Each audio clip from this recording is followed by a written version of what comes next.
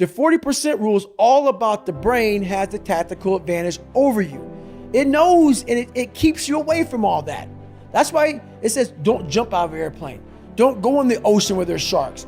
It's a protective mechanism. Don't go back to the place where your dad beat the shit out of you in your mind. Don't go back.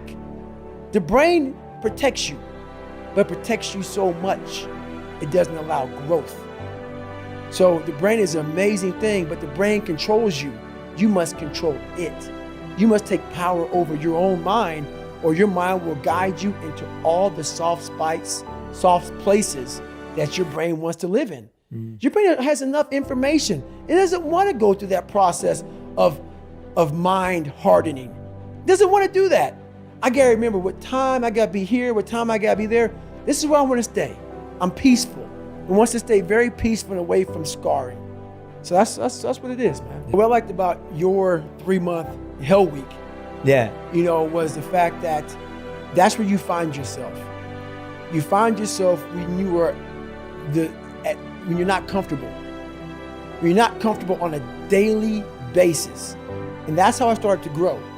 Like I said about the mind, it wants to put you in that nice 72-degree temperature with everything right there. It wants to be in that nice with a little massage therapist. That's where your mind wants to be. It doesn't want to be, and we're going to talk about Hell Week. So it doesn't want to be in Hell Week. In Hell Week, I was in 3 of them. I finished 2 of them in 1 year. Only person to ever do that in SEAL history. There's been people who have gone through a couple of Hell Weeks, but in like 5 years, 6 years, 7 years, 8 years. I was in 3 in 1 year.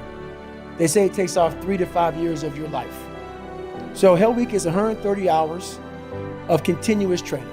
You might get 2 hours of sleep. And what it does is, it's designed to break a man down to the parts where, like I talked about the surface, how I was fixing the surface. If you only fix the surface, you will never get through Hell Week. Because what it does, it starts to bring out these demons. Because even though there's a lot of yelling and stuff like that, there's times where it's very peaceful in a very eerie way. So the first hour of the 130 is breakout. They're shooting guns, it's loud, it's noisy, your mind is in chaos. When your mind's in chaos, you can't think. So you're having fun. Yeah, this is great. Yeah, we're in Hell Week, we're Navy SEALs, or trying to be Navy SEALs, we're badasses. Then what they do, and I don't even think that they understand what they're doing, but I studied the mind. It's perfect. It's psychological warfare. They go from an hour, the first hour when you're going crazy. The second hour of the 130, they put you in the cold water. It's called surf torture. Now they don't call it surf torture because it's a kinder, gentler word. It's called surf acclimation or something like that. Whatever. Everybody's getting soft. So they call it surf torture for a good reason. They put you out there. No one's quit yet. It's only been an hour. Maybe a couple of guys have. And you're in the Pacific Ocean, which is never warm. You're all linked arms. You're sitting there and the waves are crashing over you. I went through winter Hell Weeks, which is cold. The Pacific Ocean is like 50 degrees. It was 49 this particular night in my 3rd Hell Week. And what it does is it makes your mind flip out. We've been doing this now for 3 weeks, being in this water. But for some reason now, the water is colder than it's ever been. It's not. Our minds are fragile. We can process a day. It's hard to process 130 hours. There's no end. There's no end. So the mind starts to ramp up. So you're sitting there, it's quiet, no one's yelling at you, you hear the ocean, and you're freezing. And your mind goes spastic, starts to think, I have another 129 hours. You're not going home, you're getting yelled at, you could be frozen. So you panic, you freak out, and you want to quit. What I realized about the mind is those people who can be in that time and embrace that time and be in that moment and not allow the mind to go to 129 hours on hour 1. It's the control that we don't have in our minds. It's the control that you had to have for 3 months when you're miserable, when you're suffering, when you're laying on the floor, when you're doing all the disciplines it takes to be a monk. You cannot think about the whole process. It will make you it will make you so insanely crazy It's impossible. It's inhumane what I'm about to do to myself. You have to be able to break all these big, humongous, painful things in life down to the smallest molecule, because that's all the brain can handle. The brain can't handle hours and hours and hours of suffering, but it can handle right now. I'm in the Pacific Ocean and it's very cold, and this is what I'm doing. Don't think about the rest of it. So that's what I learned from Hell Week. That's what I learned from being in 3 Hell Weeks. That's what I learned from all the military. I went to Ranger School. I went to all these different schools to learn all of that, to learn how the mind processes. So I talk about theorists. I talk about practitioners. A theorist is a person who reads a book, doesn't do it, reads a book, learns about something, and then talks about it. A practitioner is myself. A practitioner is a person like me. I wanted to be an expert in the mind, a mental toughness guy, beyond mental toughness. The only way to do that, in my eyes, is to put yourself in hell. Put it in hell repeatedly. Repeatedly put yourself in hell and study how you process it.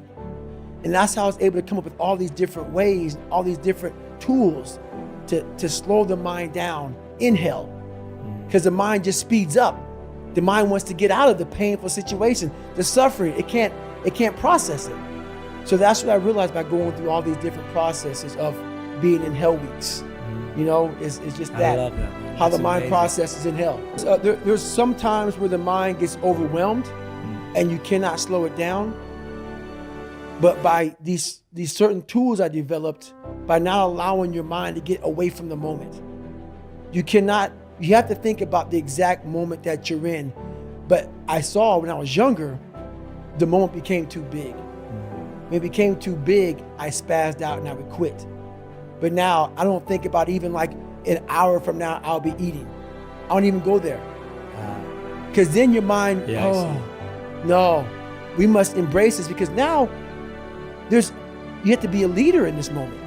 It's not about you just getting through it.